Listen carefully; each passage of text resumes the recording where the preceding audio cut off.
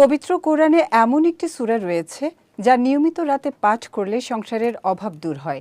এই সূরায় মহান আল্লাহ কিয়ামত, আখিরাত, মানুষের ভাগ্য, জান্নাত, জাহান্নাম এবং আল্লাহর বিচার সম্পর্কে আলোচনা করেছেন। কুরআন আল্লাহর বাণী, যা পাঠ করলে হৃদয় প্রশান্ত হয় এবং আত্মা পরিশুদ্ধ হয়। কুরআন পাঠে প্রতিটি অক্ষরের জন্য 10 নেকি সওয়াব দেওয়া হয়। পবিত্র গ্রন্থটি যেমন আমাদের আখিরাতে ঢাল হিসেবে কাজ করবে, একইভাবে দুনিয়াতে সফলতার জন্য কোরআন পাঠের কোনো বিকল্প নেই, যার একটি ফজিলতপূর্ণ সূরা মক্কায় অবতীর্ণ সূরা ওয়াকিয়া। ওয়াকিয়া শব্দটির অর্থ ঘটনা। এই সূরায় কিয়ামত সম্পর্কিত বিপর্যয়ের বর্ণনা প্রদান করা হয়েছে, যা সকল মানুষ একদিন অবধারিতভাবে দেখতে পাবে। তাই এর নাম ওয়াকিয়া রাখা হয়েছে।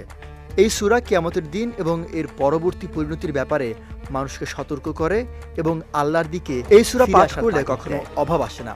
আব্দুল্লাহ ইবনে মাসউদ রাদিয়াল্লাহু তাআলা আনহু তার মেয়েদের প্রত্যেক রাতে এই সূরা তিলাওয়াত করার আদেশ করতেন।